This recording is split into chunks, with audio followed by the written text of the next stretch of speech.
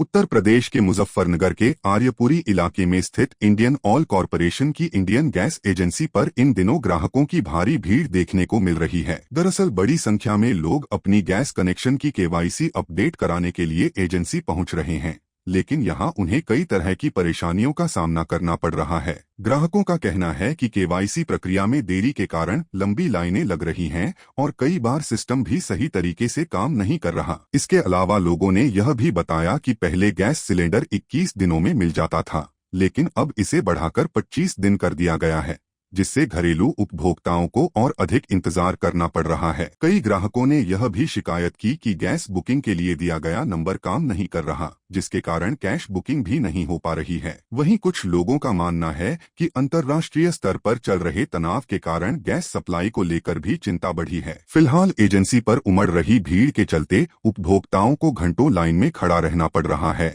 और वे जल्द समाधान की मांग कर रहे हैं। देखिए, जो आधुनिक गैस सर्विस है, जिसके जितने उपभोक्ता है सभी परेशान है। कोई केवाईसी के नाम पर है, क्योंकि अभी इन्होंने कुछ महीने पहले भी केवाईसी कराई थी, अब फिर कह रहे हैं केवाईसी कराओ। और जो इनके सप्लाई वाले हैं वो फोन नहीं उठा रहे। गैस की सुनो 7 बजे गोदाम बंद हो जाता है, बुक भी होगी तो गैस कहाँ से लाए जब 7 बजे ही गोदाम बंद हो गया। देखिए, गवर्नमेंट ने वो ईरान और जो अमेरिका युद्ध हो रहा है उसके लिए जो 21 दिन की समय अवधि थी उसे बढ़ाकर 25 दिन कर दिया है। लेकिन ऑनलाइन जो बुकिंग का नंबर है वो एक्सरे बीजीएस पे बुकिंग ही नहीं हो रही। कुछ लोग जमाखोरी करते हैं, ये उन्हीं की देन है। ये गैस की किल्लत की एक अफवाह फैलाकर वे अपना फायदा ढूंढ रहे हैं, क्योंकि गैस की किल्लत नहीं है, केवल ये लोग ही अपने फायदे के लिए गैस की किल्लत को बढ़ा रहे हैं। सर, मेरा नाम विजय कुमार शर्मा है। मैं नकली से बोल रहा हूँ। सर, इस टाइम मैं अभी वहां से भी आया हूँ, उसको लेकर मेरे केवाईसी भी हुई है, पर लेकिन सर सिलेंडर नहीं मिल पाया। अभी बुक करा तो बुक नहीं हो रही, 25 दिन हो गए। अब उसमें मैसेज आया कि कई मोहल्ले में कई के अपना भी अपडेट भी हो गए, गैस बुक भी होगी, उनके उन्हें सिलेंडर मिल गया। और उनका सिलेंडर उन्होंने कभी ना मतलब बुक किया ना कुछ है, उनका अपना सर भीड़ बहुत हो रही है। आपके हमारे कैसे पूछे हम इस चीज के बारे में पूछना हो तो क्या पूछे बताओ। ये गलत है सर, ये गलत है। हुआ बहुत जल्दी, जैसे जैसे होना चाहिए, जैसे मिलता था पहले सिलेंडर ऐसे मिलना चाहिए। तरंग कंसल आधुनिक गैस सर्विस। भैया क्या है कि कई सारे कनेक्शन ऐसे हैं जिनकी केवाईसी ड्यू थी, तो उनकी केवाईसी के कारण ही भीड़ है। कुछ आदमियों को लग रहा है कि मुझे कल भविष्य में गैस मिले ना मिले, तो वो अपना सिलेंडर भरवाने के लिए भाग रहा है। गैस की कोई कमी नहीं है, गैस पूरी है। अपना गैस बुक कराओ, डीएसी नंबर आएगा, वो रेडे वाले को, वेंडर को, जिससे भी गैस लेंगे उसको देना है और गैस मिल जाएगी। इस टाइम दिक्कत क्या आ रही है कि जो गैस बुकिंग भी हो रही है ना, उसमें भी बहुत समय लग रहा है, यानी वो बुकिंग हो ही नहीं रही है, क्योंकि पूरे हिंदुस्तान में उसके ऊपर वो नंबर जो है, जो बुकिंग के नंबर है, उस पर पूरा लोड आ चुका। और उसके लिए हम ग्राहकों को कह रहे हैं शाम को 6 बजे के बाद बुक कराएं तो ज्यादा सही है, उस टाइम लोड कम रहता है। भैया, इराक और इजराइल और इराक की जो लड़ाई चली है उसके कारण गैस की शॉर्टेज है, वैसे कोई शॉर्टेज नहीं है। इसलिए सरकार ने ये 25 दिन की वो पाबंदी लगा दी है कि एक गैस 25 दिन के बाद ही मिलेगी लेने के। इसका एक नया तरीका है, वो कनेक्शन, वो ग्राहक नया एक और कनेक्शन ले लेगी। हाँ, वो तुरंत हो जाएगा। भैया एक्चुअली क्या है, हम सबको बता रहे हैं कि गैस आप आराम से लो, बुक करा के लो। सबके मन में यह है कि बस मुझे गैस मिल जाए, कैसी मिल जाए, कोई भ्रम नहीं, गैस पूरी है। कि आप अपनी गैस उसको नहीं मिल पा रही जिस पर कनेक्शन नंबर नहीं है, जिसकी बुकिंग नहीं है। आप बुक कराओ गैस लो, बुक कराओ गैस लो। आज बुक कराओ, 1 घंटे बाद गैस ले लो। केवाईसी के द्वारा कोई शुल्क नहीं लिया जा रहा, 190 रुपए डबल ट्यूब के लिए जा रहे हैं।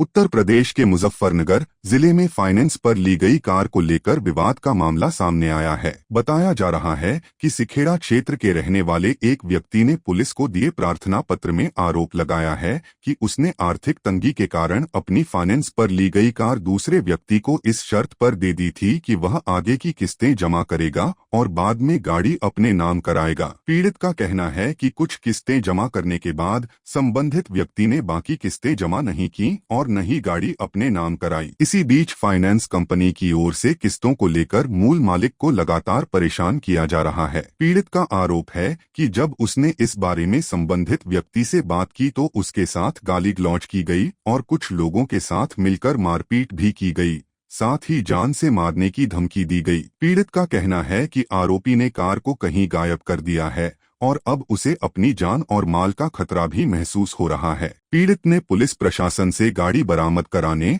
और आरोपियों के खिलाफ सख्त कानूनी कार्रवाई की मांग की है। मासूम अली, ग्राम धंदेड़ा, मुजफ्फरनगर से। क्या हुआ साहब, मैं बहुत परेशान हो रहा, 2 महीने से चक्कर काट रहा, कभी थाने के कभी। क्या बात हुई, क्यों परेशान हुआ, मामला क्या है? एक गाड़ी थी मेरे नाम, Ertiga, taxi number UP 12 city 50 number. वो मैंने गांव शेरनगर, गुलफान पुत्र हारून उसको मैंने दे दी थी नोटरी कराकर। उसी ने मेरे को बोला था कि मैं आगे की किस्तें दूंगा। जिस दिन तक मैंने गाड़ी दी थी क्लियर करा के दी थी, आगे की जिम्मेदारी उसकी थी नोटरी करा के एनओसी लेने की और अपने नाम कराने की। आज स्थिति है कि गाड़ी पे 2 लाख के आसपास कर्जा लोन वालों का हो रखा है। कंपनी वाले मेरे को परेशान कर रहे हैं, घर जा रहे हैं, कभी कोर्ट में केस डलवाने की धमकी दे रहे हैं। और वो ना तो गाड़ी का पता कहाँ गायब कर रखी है और ना ही उसकी किस्तें दे रहा है, ना कोई बताता है। बोलता हूँ तो उल्टी सीधी धमकी देते हैं। वही देते हैं, गुलफानी देता है, बार बार फोन कहता है कि जो तेरे से होगा कर ले, देते नहीं, कुछ नहीं कर सकते। गाड़ी पता नहीं कहाँ गायब करके खड़ी कर रखी है। वो मेरे पास नोटरी है, उसमें ये लिखा था, मैंने 12 जुलाई को उसको गाड़ी दी थी, 12 जुलाई 2024। उसमें ये लिखा हुआ था कि आज तक की जिम्मेदारी मेरी थी और आज के बाद की जब मैंने गाड़ी हैंडओवर की थी उसकी थी। वो मानते नहीं है, नाम रजिस्ट्रेशन मेरे है गाड़ी। वो कहते हैं हमें गाड़ी दिखा दो, हम पकड़ लेंगे। अब की उन्होंने गाड़ी गायब कर दी है, चोरी करने के इरादे से या कैसे भी। उसको गाड़ी को हजम करना चाहते। 12 जुलाई 2024 24 ही मॉडल है। मैंने फरवरी में ली थी, मार्च में 5 किस्तें मैंने दी थी, बाकी उस पे 42 किस्तें बची थी, उनकी जिम्मेदारी उनकी थी। अभी मैं चाहता हूँ मेरी गाड़ी बरामद की जाए या फिर वो उसका कर्जा अदा करके अपने नाम करा ली जाए। वो ये ऐसा करने को तैयार नहीं है, मेरे को उल्टी सीधी धमकी देते हैं मारने की। उत्तर प्रदेश के मुजफ्फरनगर जिले के भौराकला थाना क्षेत्र के सावटू गांव से मारपीट का मामला सामने आया है। यहां एक महिला ने अपने साथ हुई मारपीट और अभद्रता के मामले में वरिष्ठ पुलिस अधीक्षक से न्याय की गुहार लगाई है। पीड़िता का आरोप है कि पड़ोस में रहने वाले कुछ लोगों ने उसके साथ और उसकी नाबालिग बेटी के साथ अभद्रता की और विरोध करने पर मारपीट कर दी, जिससे उसे गंभीर चोटें आईं। महिला का कहना है कि घटना के बाद उसने स्थानीय पुलिस को शिकायत भी दी थी, लेकिन अब तक आरोपियों के खिलाफ न तो कोई एफआईआर दर्ज हुई है और न ही किसी की गिरफ्तारी की गई है। न्याय की मांग को लेकर महिला एसएसपी कार्यालय पहुंची और प्रार्थना पत्र देकर आरोपियों के खिलाफ मुकदमा दर्ज कर सख्त कार्रवाई की मांग की। पीड़िता का कहना है कि यदि समय रहते कार्रवाई नहीं हुई तो उसे और उसके परिवार को खतरा हो सकता है। फिलहाल महिला को उम्मीद है कि पुलिस प्रशासन मामले को गंभीरता से लेते हुए उचित कार्रवाई करेगा। जी हम सही तोड़ रहे थे और तो जी वो जो उसने सही तोड़ी, हमने तो रेता डाला उसमें पड़ोसी ने, और रेता डाल के जो हमने उनको उल्हाना दिया तो उसने गाड़ी गलोच करी, बदतमीजी से पेश आया। जो फिर उन्होंने ईंट बगाई, फिर हमने अपना कहने लगा तुम्हें ये नीचे को आकर देखेंगे। जिससे को हमने डर के वजह से, हम दोनों माँ बेटी थे, हमने डर के वजह से अपने किवाड़ बंद कर लिए। उन्होंने और गेट तोड़ कर हमारे साथ सफाई करी। सफाई करने के बाद मारने की धमकी दी, हथियार भी ले रहे और धारादार में भी ले रहे हैं, क्या बोलना उसको, बारी भी थी, तलवार वो क्या बोलना है, धारादार हो। अच्छा, तो जिस वक्त मैं हमारे साथ सफाई करी तो उसने आकर हमारे साथ हत्थोपाई करके उन्होंने हमारे फिर मार पिटाई करी। मार पिटाई करने के बाद तो उन्होंने हमारे उसमें धरे थे 50,000 रुपए की मांग करी। कहने लगा कहता 50,000 जी सौर वगैरह में चाया जी, कोई नहीं आया जी। सहटुका जी शिकायत करी थी तो कार्रवाई नहीं करी। 300 आके मिले तो उन्होंने कहा कि उन्होंने कार्रवाई क्यों नहीं करी, आपने वहाँ ली नहीं ली, मैं जी दे रखी हमने वहाँ की, उन्होंने कार्रवाई नहीं करी। आप में कार्रवाई करवाएंगे।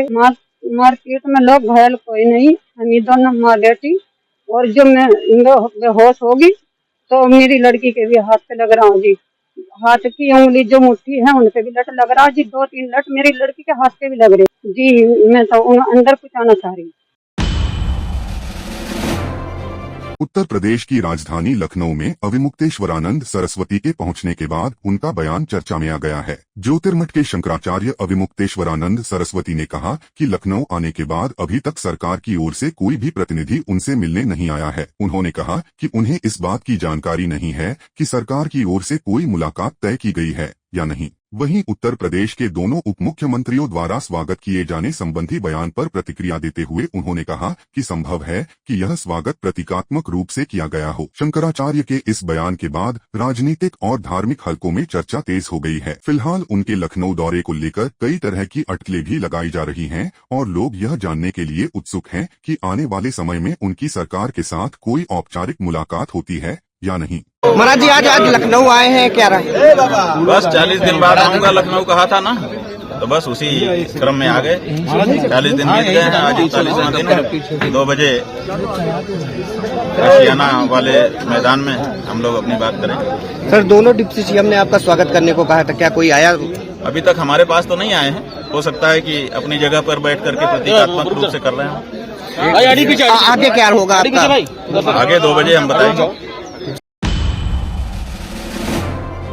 राजधानी नई दिल्ली में उत्तम नगर में हुए तरुण हत्याकांड को लेकर लोगों में आक्रोश देखने को मिल रहा है। इसी कड़ी में विश्व हिंदू परिषद और बजरंग दल के कार्यकर्ताओं ने विरोध प्रदर्शन करते हुए कैंडल मार्च निकाला। यह कैंडल मार्च इस्कॉन मंदिर ईस्ट ऑफ कैलाश से शुरू होकर लाजपत नगर रेड लाइट तक निकाला गया, जहां लोगों ने हाथों में मोमबत्तियां लेकर मृतक तरुण को श्रद्धांजलि दी। प्रदर्शन के दौरान कार्यकर्ताओं ने आरोपियों के खिलाफ कड़ी कार्रवाई की मांग करते हुए उन्हें फांसी की सजा देने की बात कही। इस कार्यक्रम में विश्व हिंदू परिषद के राष्ट्रीय प्रवक्ता विनोद बंसल भी शामिल हुए। उन्होंने कहा कि हिंदू समाज इस हत्या के विरोध में एकजुट होकर सड़कों पर उतरा है और सरकार से मांग कर रहा है कि इस मामले की निष्पक्ष जांच कर दोषियों को कड़ी से कड़ी सजा दी जाए, ताकि भविष्य में इस तरह की घटनाओं को रोका जा सके। देखिए, दिल्ली जिहादियों की जन्नत और हिंदुओं का एक तरह से नरक बनती चली जा रही है। जिस प्रकार पिछले कुछ वर्षों में मात्र 64 से अधिक ऐसी घटनाएं आई जहाँ पर हिंदुओं पर निर्मम तरीके से हत्याएं और अनेक प्रकार के प्रहार किए गए। हमारे मुसलमान हिंदुओं के जो त्योहार हैं वो भी सुरक्षित नहीं लग रहे। ये जो घटना जिस तरह से उत्तम नगर में घटी है, उसको लेकर के हमने तरुण के श्रद्धांजलि के लिए एक ये कार्यक्रम रखा था। श्रद्धांजलि और आक्रोश सभा थी। आज ये आक्रोश सभा जो दक्षिण दिल्ली के इस्कॉन मंदिर से चल के गढ़ी गांव होते हुए और गढ़ी चौक तक आई और यहाँ पर लोगों में बड़ा जबरदस्त आक्रोश था। और ये आक्रोशित जो महिलाएं, पुरुष और बच्चे सब इस बात को मांग कर रहे थे कि अब हम भारत के अंदर कोई दूसरा तरुण नहीं पैदा करेंगे। देखिए, मांग हमने कहा कि ये जो तरुण के हत्यारों को, जितने भी षड्यंत्रकारी हैं, ऐसी सब घटनाओं को जो दिल्ली के अंदर हुई हैं पिछले कुछ वर्षों में, उन सबको लेकर के एक जांच आयोग बने और वो जांच आयोग सारी घटनाओं को समाप्त करके देखे आखिरकार ये घटना हुई क्यों और उनके अपराधियों को आज तक सजा क्यों नहीं मिली। मैं कहना चाहता हूँ, पिछले दशकों में दर्जनों हिंदुओं की निर्मम हत्या सार्वजनिक स्थान पर हुई, लेकिन क्या किसी एक को भी फांसी दिला पाए हम? नहीं। कोई किसी को आज तक कोई अक्यूज वहां पर जाके किसी को सजा हो पाई क्या? नहीं। दिल्ली के अंदर जो है ना, पूरी दिल्ली के अंदर जिस तरह से निर्मम तरीके से हिंदुओं को मारा गया, घरों को जलाया गया, ऐसी एक घटना नहीं, अनेक घटनाएं। उत्तराखंड के गैरसैंण में विधानसभा के बजट सत्र के दौरान कांग्रेस कार्यकर्ताओं का जोरदार प्रदर्शन देखने को मिला। कांग्रेस ने भराड़ी सैन्य कूच के आह्वान के तहत दिवाली खाल इलाके में प्रदर्शन किया, जहां बड़ी संख्या में कार्यकर्ता जुटे। प्रदर्शन के दौरान कार्यकर्ता बैरिकेड तोड़कर आगे बढ़ने लगे, जिसके बाद पुलिस प्रशासन ने उन्हें रोकने की कोशिश की। हालात को काबू में करने के लिए पुलिस ने प्रदर्शनकारियों पर पानी की बौछार भी की। इस प्रदर्शन में उत्तराखंड के पूर्व मुख्यमंत्री हरीश रावत, प्रदेश कांग्रेस अध्यक्ष गणेश गोदयाल और वरिष्ठ नेता हरक सिंह रावत समेत कई बड़े कांग्रेसी नेता और कार्यकर्ता मौजूद रहे। कांग्रेस नेताओं का कहना है कि प्रदेश में कानून व्यवस्था और महिला सुरक्षा जैसे मुद्दों को लेकर सरकार को घेरा जा रहा है और इन्हीं मुद्दों पर सरकार के खिलाफ यह प्रदर्शन किया गया है। फिलहाल पुलिस और प्रशासन पूरे मामले पर नजर बनाए हुए हैं और स्थिति को नियंत्रित करने की कोशिश की जा रही है। बिल्कुल इम्पीचमेंट आना चाहिए और हमारे नेता आदरणीय अखिलेश जी लगातार इस बात को कहते रहे हैं कि चुनाव आयोग तो भारतीय जनता पार्टी का कार्यालय बन चुका है। जनता के बीच बीजेपी लोकप्रियता खो चुकी है। चुनाव आयोग से लेकर तमाम संस्थाओं का दुरुपयोग करके सरकार में बने रहना चाहते हैं और ऐसे चुनाव आयोग को मैं नहीं समझता रहने की एक मिनट भी ज़रूरत है। देश के लोकतंत्र को सुरक्षित रखने की नीयत से, संविधान को सुरक्षित रखने की नीयत से ऐसे चुनाव आयोग के खिलाफ तो आना ही चाहिए और हम समाजवादी लोग टीएमसी के साथियों के इस पहल के साथ हैं। बीजेपी के लोगों से ये पूछो कि उपराष्ट्रपति महोदय और राज्यसभा के सभापति महोदय को क्यों हटाया। बीजेपी के लोगों से ये पूछो स्पीकर महोदय के जो संसद के अंदर अधिकार क्षेत्र हैं उसको लगातार क्यों कम किया। बीजेपी के लोगों से पूछो कि चुनाव आयोग की नियुक्ति में जो चीफ जस्टिस ऑफ इंडिया की राय की ज़रूरत होती थी उसको क्यों हटाया। बीजेपी के लोग लगातार संवैधानिक संस्थाओं पर हमला कर रहे हैं और बेबुनियाद आरोप विपक्ष के लोगों पर लगा रहे हैं। बीजेपी के लोगों को चीफ जस्टिस ऑफ इंडिया पे भरोसा नहीं मानी सर्वोच्च न्यायालय के। आप सोचिए, उनको हटा दिया नियुक्ति से। उपराष्ट्रपति महोदय जो राज्यसभा के सभापति महोदय भी होते हैं, क्यों हटाया आज तक कोई कारण नहीं बता सकता।